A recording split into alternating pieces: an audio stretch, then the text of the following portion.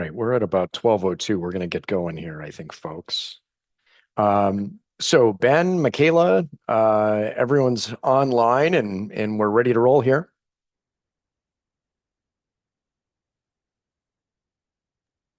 We're good to go. Ooh, thumbs up. All right. I like that. Jim, good to see you. We're going to do a little introduction, Jim, a little bit of housekeeping, and then we'll get you going. So folks, welcome everyone to today's Closer Look event. I'm Dave Clutter. I'm Executive Director with the Natural Resources Foundation of Wisconsin, and just wanted to thank you for your support and your partnership in conservation. And, as part of that, we're going to bring this sort of special event to you here today. And I'm very excited to introduce Jim Buchholz here in a minute. Before we dive into Jim's presentation about his new book, a little housekeeping. So in order to keep the background noise down, we're going to be muting everyone for right now. So cameras, microphones will be off for this webinar, but if you would like to either share a comment or a question for Jim during this presentation, please feel free to put that in the chat. And also we'll have some opportunity, I think, to engage, toward the end of this presentation as well. So our staff, another issue that is exciting that I wanted to share with you all is our staff is putting together the finishing touches on our field trip catalog or guidebook for 2025. That is at the printer right now, so that should be coming out very, very soon. So registration for our field trips starts on Tuesday, April 8th. So please make a note on that. Many of you who have participated in our field trip program in the past probably know how competitive it is to get into these. But we've put together a really great slate of field trips again this year, so we're excited to share that with you here soon. Also, and this is kind of a new thing, but don't forget about our online trip finder online mapping tool. So we've taken our field trip guidebook and basically put that online. So it's a really nice tool. So you can search, by region, you can search by date, you can search by difficulty of the field trip. So it's a really terrific tool. So please check that out as well. That is on our website. Let's see, what else? Also, I guess if you're up in Spooner or in northern Wisconsin on June 19th, please consider joining us for a networking and member reception. We're going to be meeting at Pearl Lick Distilleries, and that's Highway B, Sorona, Wisconsin. And that's going to be hosted by Dave Zoig, who's one of our board members.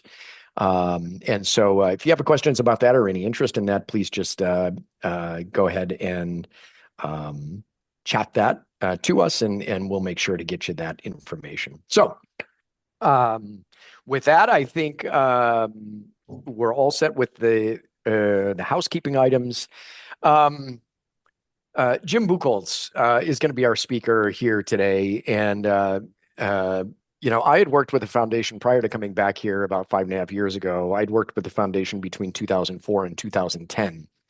And I was focused on state natural areas and state natural area management around the state. And I had the honor and privilege really to work with Jim, who had been with the agency, the Wisconsin Department of Natural Resources, for many years as a ranger. I think, Jim, at that time you were at Kohler Andre.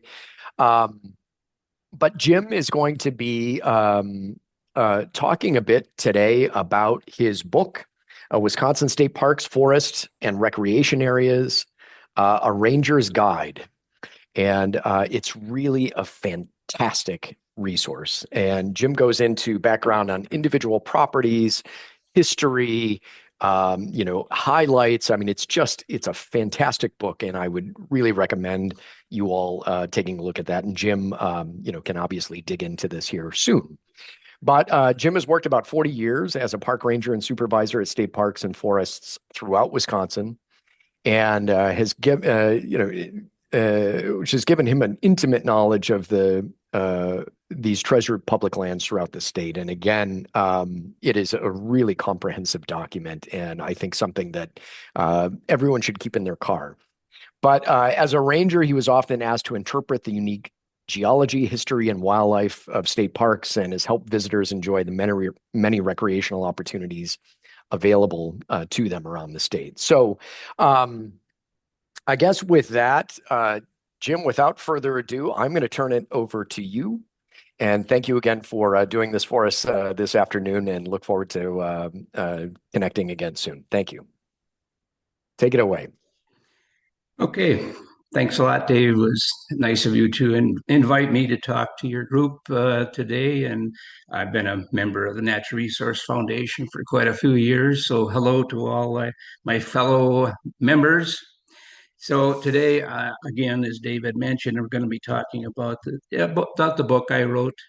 And after that, I'll do that quite quickly. And after that, I've got a little quiz if anybody's interested in doing that. So we'll get that going too, that people seem to enjoy. So let me get up my thing here if I can. Where is it? Here we go.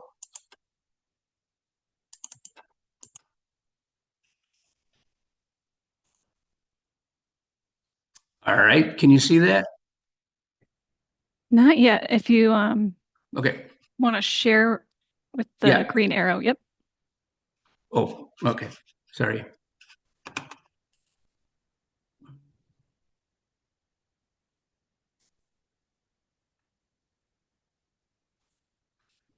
Thought I had hit that already.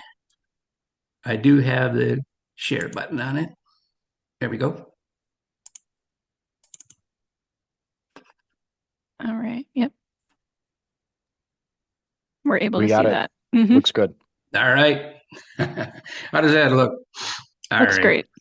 Okay.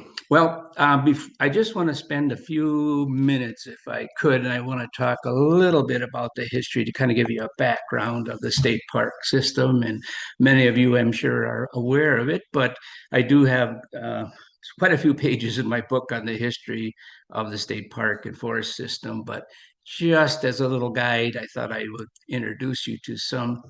Now, Wisconsin State Parks, it's 150 years in the making, and you probably wonder why, because it's the 125th anniversary of state parks. But this is the reason why. Way back in 1878, Wisconsin legislature voted to create the nation's first state park, and they called it simply the state park. Um, I guess they didn't have much of imagination back then.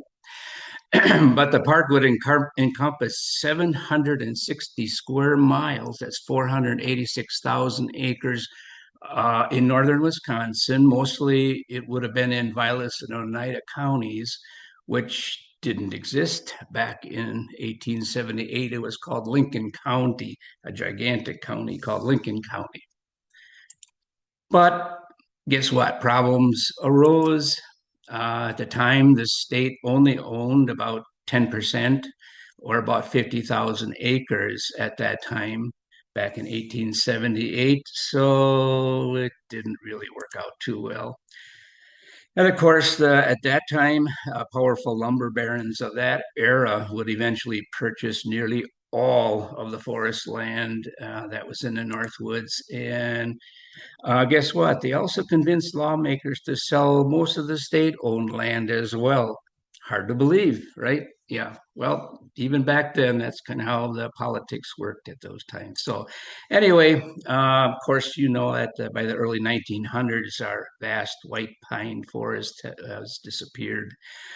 On the plus side, this is an aerial view, and I can't tell you exactly where it is. I was trying to figure that out, but it's an aerial view of the Northern Highland American Legion State Forest. Some of you might recognize it. And I used to work there. That was my first job was as a ranger at the Northern Highland American Legion State Forest. So I'm very familiar with that area. But that's now grown to over 230,000 acres. So it's not bad considering it would have been 486,000 acres, which would have been about the size of the Great Smoky Mountains National Park. So you can imagine what it would have looked like had they been able to protect that. So what happened after that? Well, we had a restart. We had to restart in 1899, 20 years after the first attempt. The state legislators again decided to put some money towards buying a state park. And guess what? It's now the 125th anniversary of state parks. This is not the state park, by the way. This is Willow River, but it's a beautiful picture, so that's why I put it there. About a quarter of a century later, Wisconsin's first state forest was developed, and that was the Northern Highland State Forest, which I just mentioned. And really, that was established to replant the trees and cut over lands and for fire control, especially. But the major thing was to protect all the major watersheds, especially the Wisconsin River, so there would be an adequate supply of water to the hydroelectric dams that were being built in the south. Okay, so today, what do we have today? Today, Wisconsin has over 80 state parks, forests, and recreation areas, and encompasses more than 530,000 acres of land for public use. More than 20 million people visit state park properties, just the state park properties alone, not mentioning the recreation areas. And 1.2 million people camp overnight at these sites. So very, very busy state park system. So where are all these public lands? Well, that's why I wrote the book. Because I had a lot of questions. People would say, well, I know 2 or 3 or 4 that I know, but there can't be 80 of them. And well, there are. So I wrote a book. It's got 80 chapters, and each chapter features an individual state park, forest, or a recreation area. And I start each one out with a little property history and unique geologic features. And then I go into different things that you can do there. And I'll go over these a little bit more in detail in just a bit. And I end each chapter with what you might want to see in the nearby community or something that's close by that really would be neat to see. And of course, there's lots of other recreational facilities. They're all a little bit different and all really unique. So this is how I divided up the book. You'll see this in the book a couple times. State park, forest, recreation areas divided up into 3 geographical areas. So I put region 1 would be the southeast region and Door County area, Green Bay, Oshkosh area. Region 2 would be Madison area, north to Devil's Lake, of course, and then almost all of the region, the driftless area of southwestern Wisconsin, and region 3 are all the parks and forests and recreation areas in the northern part of the state. So each one has about 25 or 26 properties in each one of those. And we're going to go through each one in detail. No, I'm just kidding. We're not going to go through all of them, but I will mention some of them as we go along. In the book, I've got these green text boxes, which my editor came up with, and I thought that's kind of a neat idea. So throughout each book, each property and each chapter, I give out ranger notes, trivia, maybe some tips, and I do try to have trail picks, which I think is the one trail you should go if you're going to go to each of these parks, and other not to miss attractions for each property. So that's what these are, and seemed like a good idea, but now I find out people are reading the book and they're pretty much reading the green ones first, but that's okay too. So anyway, just something for a little more interest as we go along. So what's in the book? Just pretty quickly. I enjoy taking photographs, so I wanted to include photos.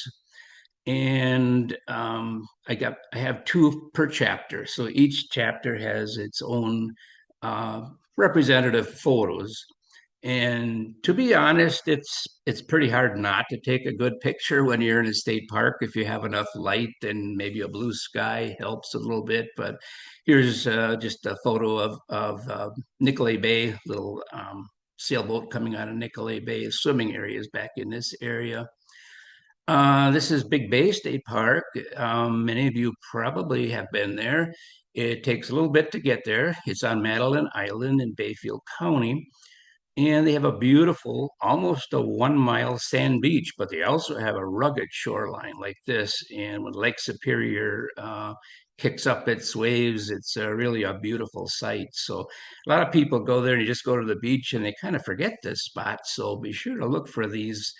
And they're reddish rock. There's under caves in there, sea caves and so on. Kind of a neat place. So again, tough not to make a good picture when you go to a state park.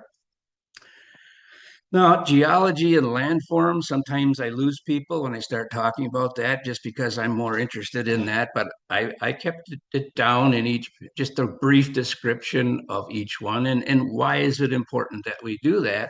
It's because really, when you think about it, that's why that state park or forest or recreation area probably became a public area, is because of the geology or landforms there. For example, Devil's Lake.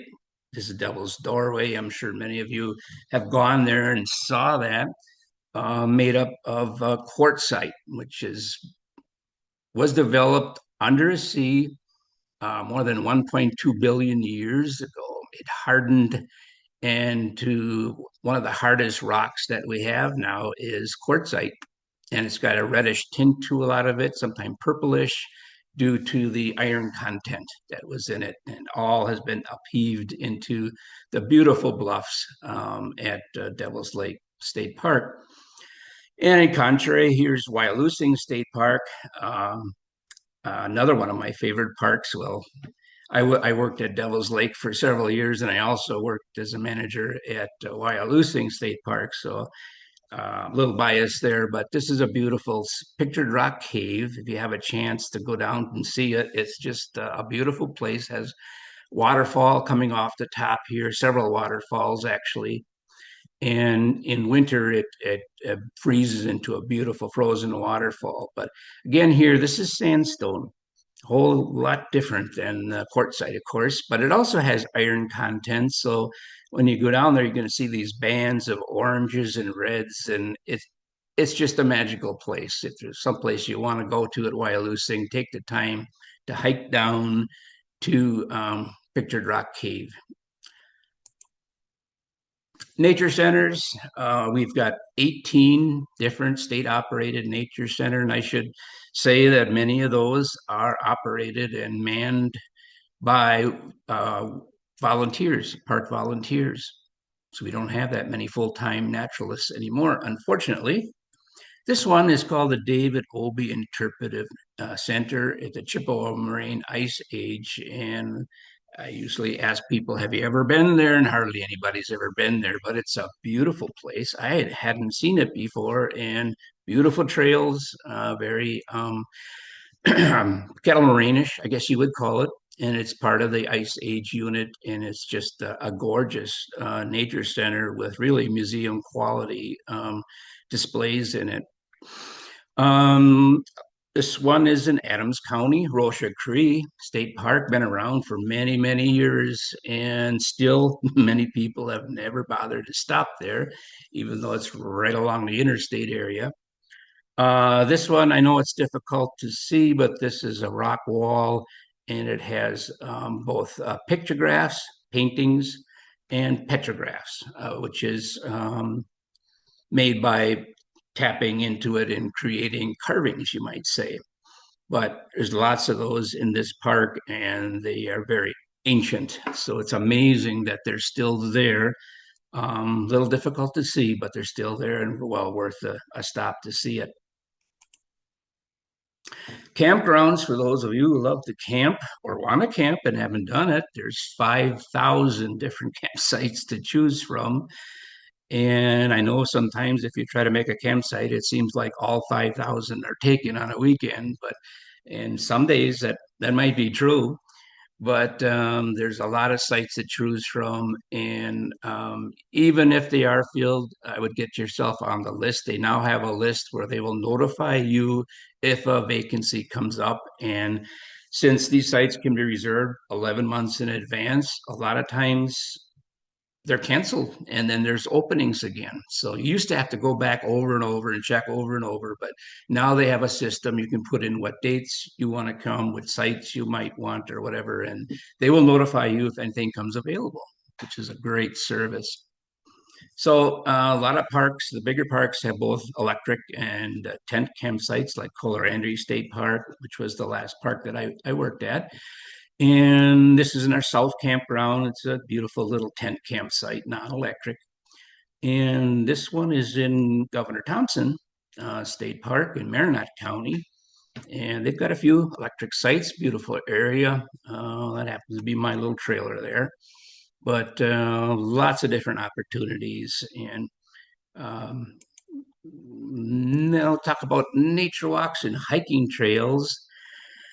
There's a lot of them. There's 2,700 miles of trails in state parks and forests. And I think I figured that out, that you could walk to Florida and back from Wisconsin, and that you'd still have miles to go yet. There's so many miles.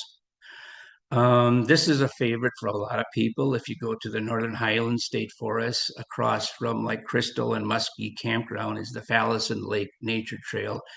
Very remote. There's nothing there but a trail that goes around this beautiful lake, oftentimes with loons in it. Another popular one is Parnell Tower, which is close to where I live in the Kettle Moraine Northern Unit. Um, Beautiful, especially in the fall time when all those hardwood trees are turning brilliant reds and blues, and not blues, reds and yellows, and so on. Swimming beaches. We have 50, more than 50 named beaches. There's lots more than that. Here's one at the Castle Rock Flowage Beach in Buckhorn State Park in Juneau County.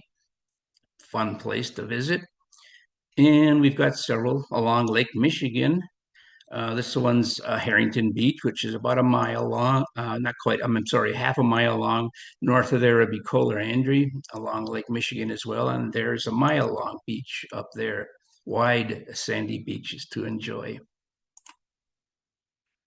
And I talk about accessibility, wheelchair trails, and not many publications have that in there. So I tried to put down and evaluate, the different trails, and tried to be as honest as I could whether I thought they were really accessible or not. And the state has really done a lot to make accessibility a priority. So there are a lot of trails that are paved and at the right level that you can use wheelchairs on them.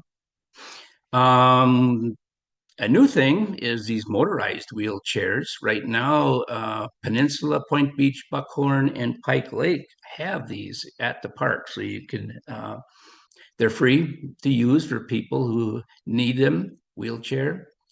There's also beach chairs, which is almost every of the parks that have swing beaches have the beach chair as well, and they're made out of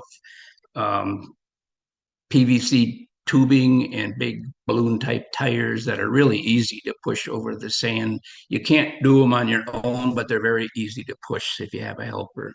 But these are the future, and even if you don't have one at the property where you are, most of the counties now, probably through there, a lot of fish and game clubs and conservation groups raised funds to purchase these type of chairs, and they will bring them out to a property. I know they brought them out to Colarandry a couple times, and they're free to use. They give you a little instruction, and away you go. They're pretty neat. Accessible cabins. Again, this one's at Colarandry. There's a modern versions. There's 8 modern cabins like this, and these are reserved just for people with physical disabilities. And there's electric beds in there, and everything is designed for accessibility. And there's also 2 rustic campgrounds statewide as well. Picnic areas, take your pick. Every state park and forest has picnic areas, and many of the recreation areas do too. Just so many beautiful places to choose from. Then, of course, there's scenic views. Again, so many places to look for. Again, back to my old park at Wyalusing. This is the Wisconsin River coming into the Great Mississippi River. And there's just a beautiful place to have a sunset picture in particular. But several lookouts at that area on top of the bluffs at Wyalusing State Park. This one was taken an overlook at the Kickapoo River Valley Lookout. That's at Wildcat Mountain State Park. And again, they have several lookouts as well. To look over the Kickapoo River, what they call the crookedest river in the state and almost the nation. Also, one of the oldest rivers, not only in Wisconsin or the Midwest, but in the world. One of the oldest rivers in the world. So, haven't been to that area, you should. It's a beautiful place to go kayaking or canoeing. And talking about that, I talk about the boating, canoeing, and kayaking opportunities for each park or forest or recreation area as they apply. Not all of the parks have places to go boating or canoeing, but this one certainly is a big one. The Big Chippewa Flowage in Sawyer County.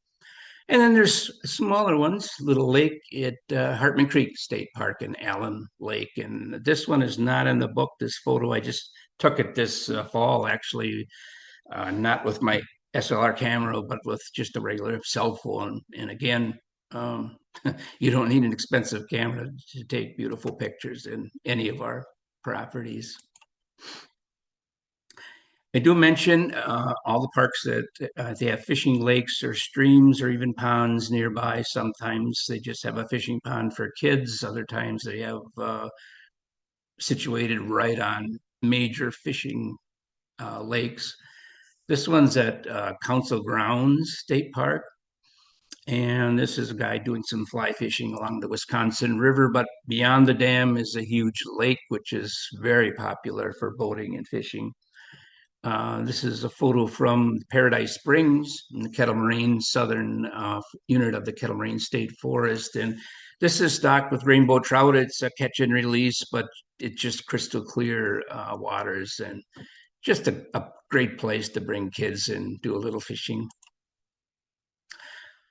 And we talk about the human history, which I mentioned before. I start each chapter out because the first people to really find these special places, especially ones that have waterfalls or beautiful areas along lakes and so on, they're tall bluffs.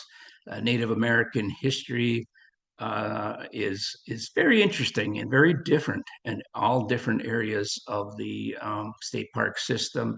This is in High Cliff State Park, where they've got a statue overlooking Lake Winnebago as Chief Redbird.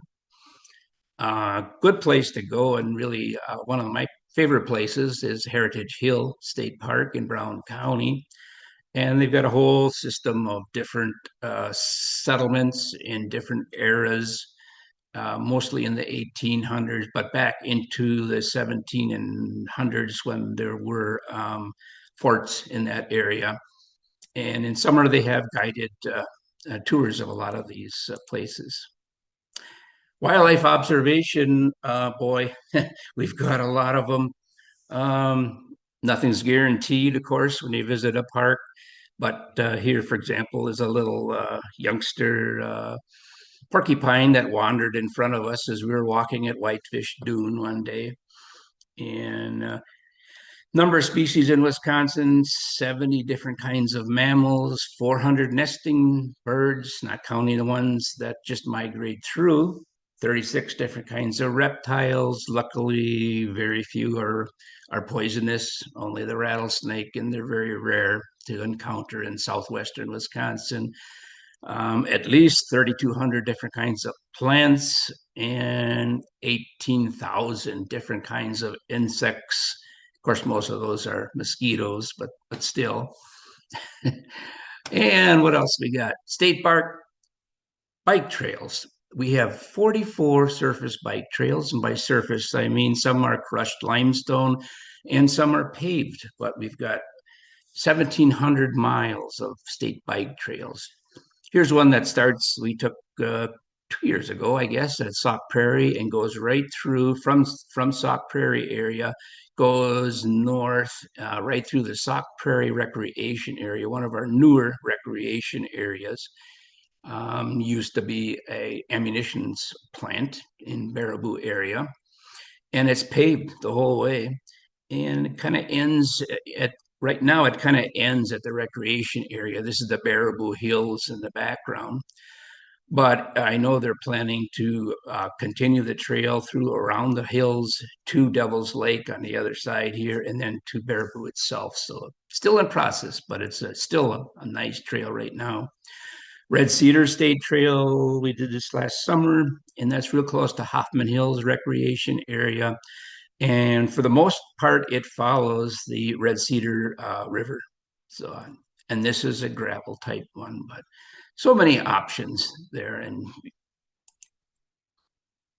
winter activities, we're kind of moving to the end of that, although I see it's snowing out right now, so maybe not.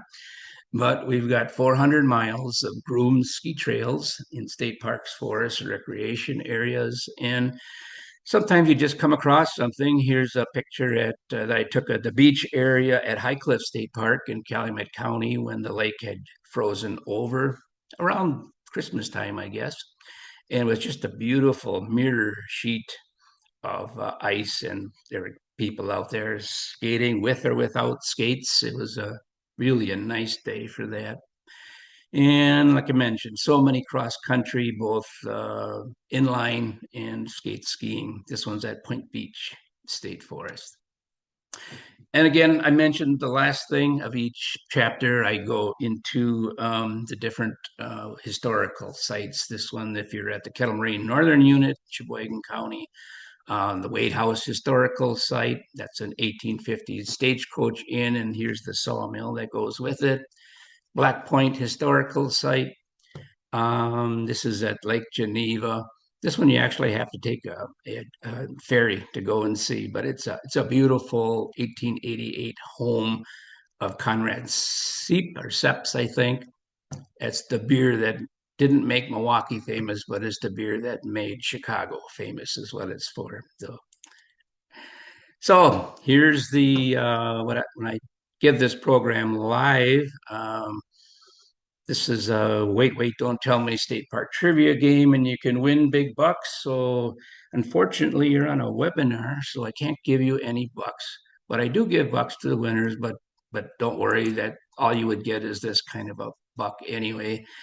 And on the back of it is, I guess, unapologetic advertisement on the back of my book.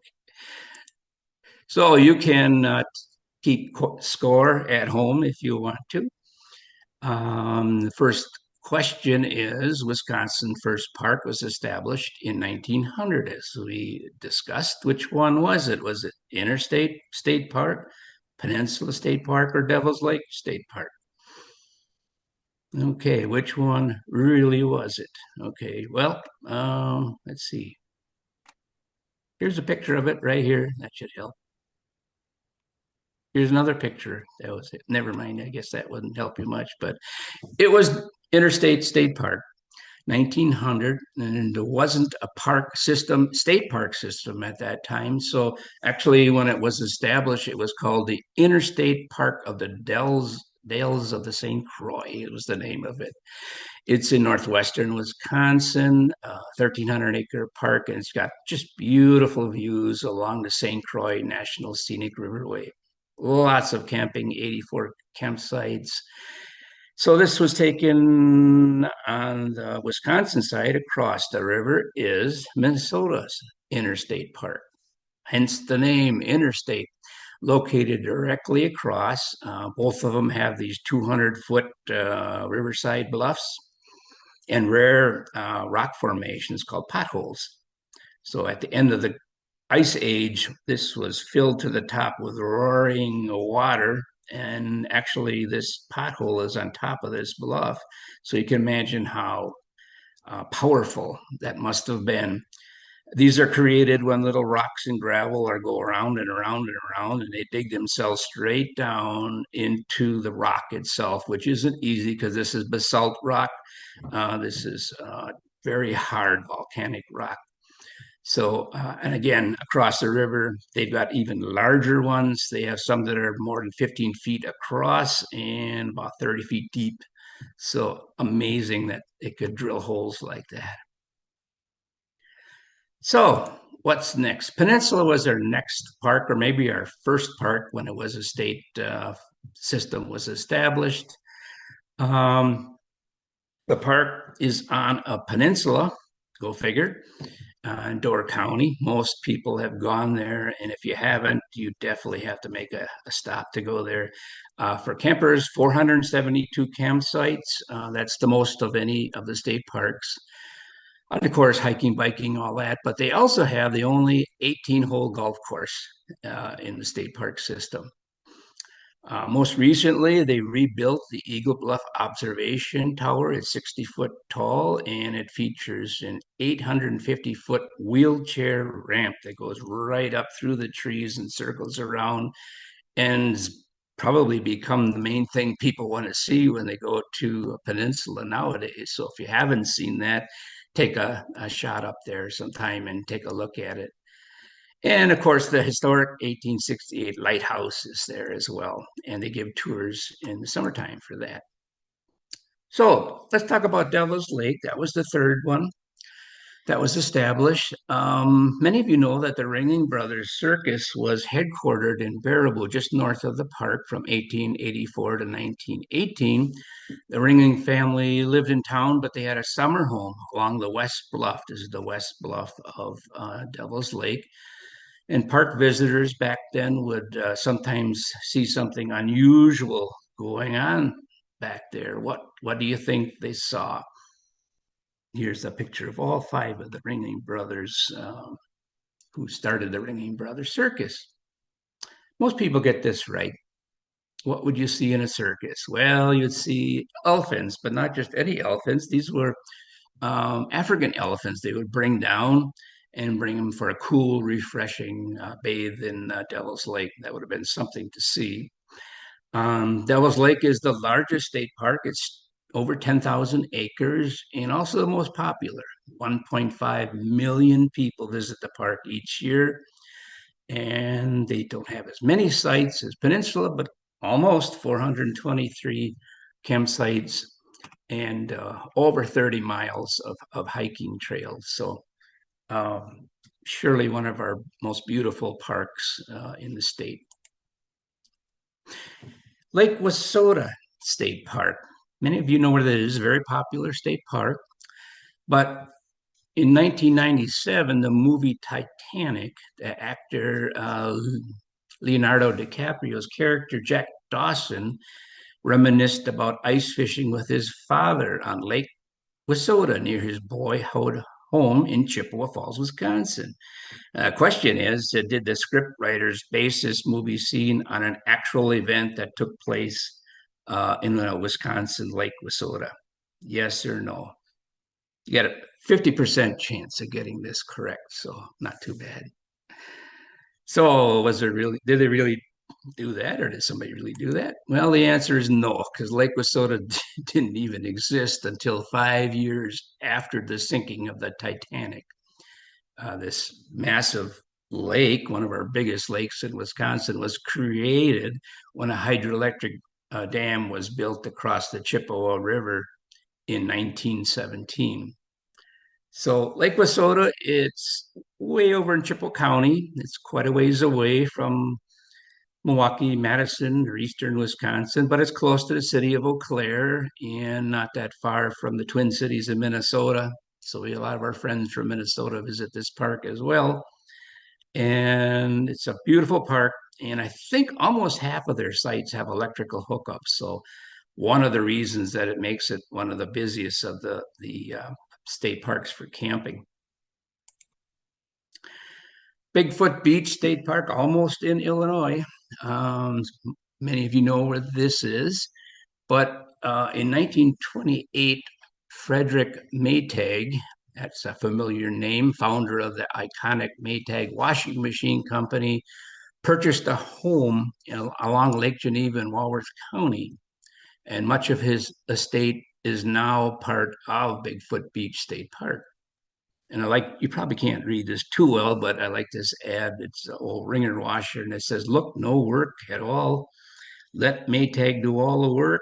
And on the bottom, I think it says, "Millions of women have their hearts set on a new Maytag. No work at all." I would guess quite a few of you probably have a Maytag machine of some kind in your home as well. I do. Well, anyway, Frederick's son, Elmer Maytag, designed the family's 6-acre pond on their property, which is now in the state park, and they named it the Ceylon Lagoon. And he shaped the pond to resemble something. What is it? Is it the island of Ceylon, which is now called Sri Lanka? Was it made to look like a giant Bigfoot imprint? Or was it supposed to look like Geneva Lake? So, well, here's a photograph of it. So I gave it away. So which one was it? Okay. Actually, it was Geneva Lake. And if you look at it, it is what the pond looks like in miniature, and they've got a bridge across from here to here and here to here. So it's kind of neat, really neat fishing pond, part of the urban fishing program. So Geneva Lake is known for its clear water and beautiful mansions along its side, but it's also the second deepest lake in the state at 140 feet. Green Lake is deeper, 237 feet. Bigfoot is not a large park. It's 271 acres, but it's situated along the shoreline of Geneva Lake. Excuse me. And it's within the city limits of Lake Geneva. So it's kind of confusing. Geneva Lake is this lake. The Lake Geneva is actually the name of the town nearby. Hey, but a neat place to go and visit sometime. Another question for you. The early maps drawn by French explorers in the late 17th century identified this region of Wisconsin as the Smoky Mountains. That's what it was called. And here's a map. If you can read French, Old French, you might be able to figure it out. But here's Lake Michigan, of course, Michigan. This is actually supposed to be Door County here, Green Bay. But if you look closely, there are mountains here. And there's also mountains in central and northern Wisconsin this way, too. I bet you didn't know there were mountains here, but there are. According to them, the Smoky Mountains. So today, much of this area is a popular state-owned property. Is it the Kettle Moraine State Forest? Is it Rib Mountain State Park? Or is it Northern Highland State Forest? Which one would it be? Well, it turns out it's the Kettle Moraine State Forest Southern Unit is what they were talking about. And although there aren't any mountains here, the Kettle Moraine Southern Unit and the Northern Unit both have impressive glacial hills, some of which tower 1,200 feet or more above the sea level. Southern Unit is a big property, 22,300 acres. It stretches through 40 miles through Waukesha, Jefferson, and Walworth County. And it's got miles and miles of hiking trails, 336 campsites, and it's really some of the best cross-country ski trails there are in the state. Another one for you, the Turtle Flambeau Flowage. It's actually a scenic waters area, but it's actually a recreation area. That's why I include it. But scenic waters is kind of a special designation for areas with exceptional scenery, undeveloped areas, but also really clear and fresh water. So it's a more than 1,200 acre flowage that was created way back in 1926 when a dam was built across the Turtle River in Iron County. Within a few years, the flowage gained the reputation as having the best walleye fishing in the Midwest. Several upscale fishing resorts were built along the flowage in the 1930s, which attracted wealthy anglers from all over the country. And some of these were well-known celebrities. Who were they? Were they United States presidents? Were they Chicago gangsters? Or were they Hollywood movie stars? Choice of three. What do you think? They were Chicago mafia crime bosses. I guess even violent, murderous criminals need a vacation once in a while, too. So Al Capone spent time there, as did John Dillinger. The Turtle Flambeau is beautiful place. It's got 330 miles of undeveloped shoreline. It's got 330 islands, which is hard to believe, and a lot of those have boat and campsites on them. And it's got 26 miles of onshore hiking and nature trails, so you don't need a boat to enjoy this property as well. The neat thing about the Turtle Flambeau is that the flowage, along with a few other lakes in the area, are known for having the highest concentration of loons in continental United States. So beautiful area, good place to come and visit. Council Grounds is another state park that it's located near Merrill in central Wisconsin. It's just, again, not a large park. It's 509 acres, but it's got a campground, picnic area, swimming beach, and really some outstanding boating and fishing opportunities. The park has a Kruger Pine State Natural Area, which is a beautiful area of some representative white pines, as you might have seen them before lumbering terms. So just massive white pines. But anyway, it was named in honor of Senator Clifford Tiny Krieger. That's him right here. You probably figured that out. How did Senator Krieger get his nickname Tiny? Was it playing Badger football at UW Madison, or his early career in a circus, or from fellow legislature in reference to his oversized girth? Most people get this one wrong. Actually, he was a fat boy in the circus as a youth senator. He was Tiny the Fat Boy, and he was billed as having been 425 pounds. And that was with the Siles Sterling Circus out of Sheboygan. So this is kind of the, I guess, trivia. That's just interesting for different properties. I'll do maybe one more, and then I think we're going to open it up for questions. But Browntown Cadiz Springs Recreation Area, what used to be called Cadiz Springs State Park. It's a day-use property in Greene County in southern Wisconsin. There's two man-made lakes there. One of them is called Zander Lake. It was created by a local businessman by the name of Henny Zander in the 1920s. Mr. Zander intended to use his lake for a new commercial enterprise. What business did he want to start? Here's a picture of it now as it looks. There's a nice area to walk out here. And you can walk around the lake, walk around both lakes if you want to. So what did he want to do? Did he want to raise trout, rent boats, and sell bait to fishermen? Did you want to raise bullfrogs for sale to upscale restaurants? Or do you want to raise yellow perch for sale to restaurants for Friday night fish fries? Well, what do you think? Frogs. He wanted to raise bullfrogs. The American Frog Canning Company ran ads. They tried to get people to raise bullfrogs. They sell them back to the company for canning or for restaurants. So frog legs were a delicacy way back then, and they still are today in many places, especially in the southern states. So again, lots of different things. I think, David, did you want to go to questions now? We can do that. Yeah, Jim, we could certainly do that. Okay. But I'm interested in the war between the states. Oh, okay. War between the states. And then we'll go to questions. So get your questions ready, folks. Okay, war between the states. Wisconsin and Michigan fought over the ownership of this 912-acre Great Lakes island for several decades. The dispute was finally settled in 1936 when they went all the way to the U.S. Supreme Court and they ruled that the island belonged to the state of Wisconsin, not the state of Michigan. Much of this island is now part of a state park. Which is it?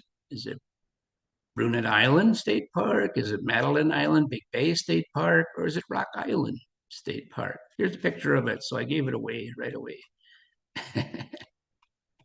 It is Rock Island State Park.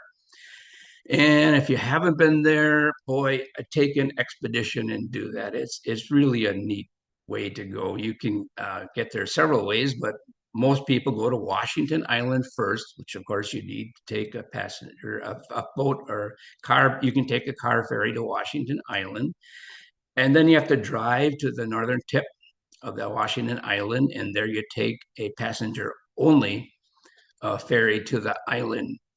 And there's 44 walk-in campsites there, swimming beach, miles of hiking trail. There's no roads on the island, so vehicles and bicycles are not permitted. And you get there and you go to this beautiful Icelandic Viking hall, which was built in 1929 by Chester Thorson, who was a Chicago engineer.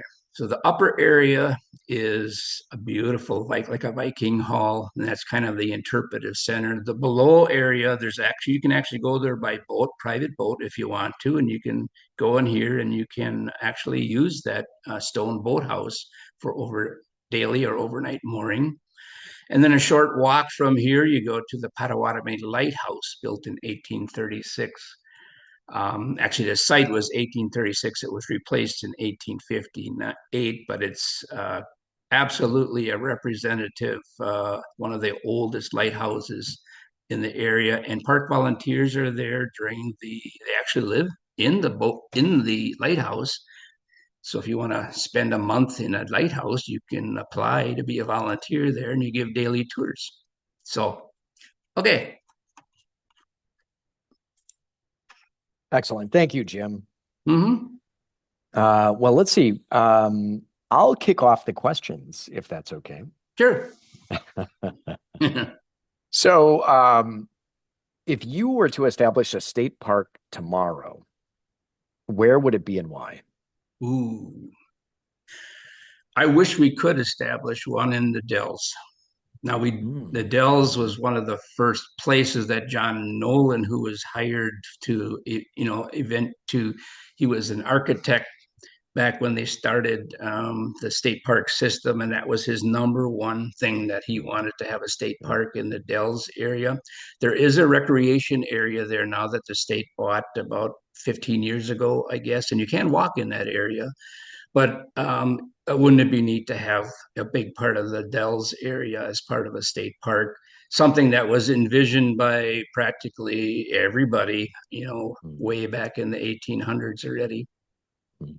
Yeah, wow. Yeah, thank you. Excellent. Mm-hmm. So any other questions? Let's see if folks want to put some questions in the chat. That would be great. I have another question, actually, while folks are getting their thoughts together. Sure. You had mentioned Heritage Hill as one of your favorites. Wondering kind of what are your top three parks? If you were just for whatever reason, whether it's the archaeological interest, geological interest, biological, just the Mm-hmm. beauty, what would be sort of your top three, you think? Ooh, that's a hard one. That people always There's a ask, lot what's of your diversity. favorite Yeah. one? And I say, well, I have children, but I can't, say which. I don't have a favorite. But there's some that I say some that people should say. I gave a program about a couple weeks ago, and somebody said, I want to, I'm into photography. Where should I go for the nice shots? And here's one up on screen if you can see it, the Copper Falls Copper State Falls. Park. Cool. I think if you haven't been to Copper Falls State Park, and again, that's quite a drive for some people, but definitely worth the effort, whether you're a camper or not. Of course, Devil's Lake is in that category, and the peninsula is in that category. And it depends what you want. If you really like beaches and swimming, Colarandry is always on the top of Hmm. my list, not because I work there, but it's just a beautiful area and For sure. beautiful area before I even worked there. So again, there's so many neat places. So I guess that's why I wrote the book and put pictures in it, so you can decide what you think is the nice one and which one you want to go and see. And of course, Wyalusing is a gorgeous park, and Yeah. it's not real busy. Sometimes it's very busy camping park now, but not busy for day use. It doesn't have a beach on it, so the day use is not real high there. So you can go there and sometimes have a whole trail just to yourself along the bluff areas. Yeah, that's excellent. Mhm. So I'm just kind of curious too. Y- Interested in this sort of, and you touched on this already, right? But kind of the inspiration for writing the book, but then also how you decided to take the tack that you did with it, which I think is so effective. In other words, the Mhm. structure of each chapter, for instance. Sure. Yeah. Well, I tried to think, like you said, I worked in parks almost exclusively for 40 years. And even before that, I worked as a summer employee when I was going through college at Hmm. Hartman Creek State Park.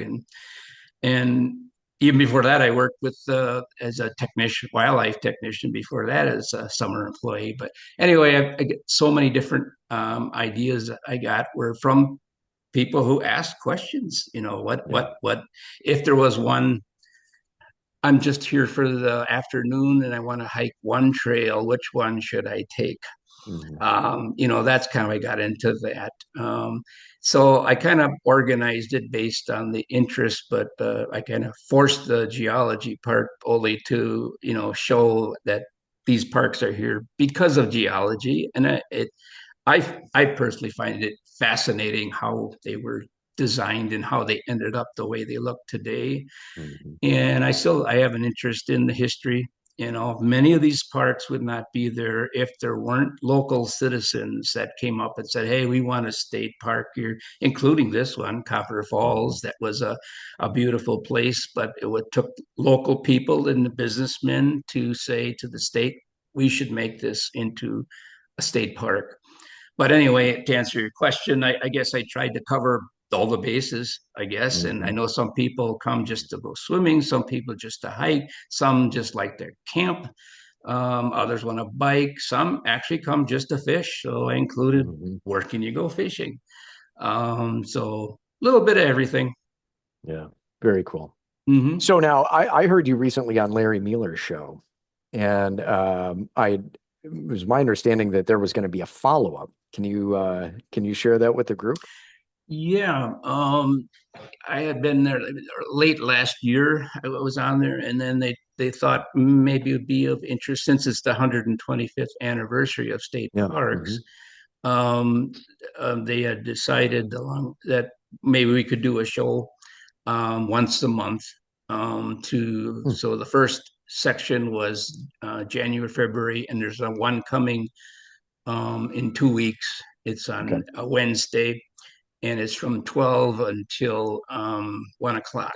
No, Okay. 12 until 1:30. And then we decided to have other park managers.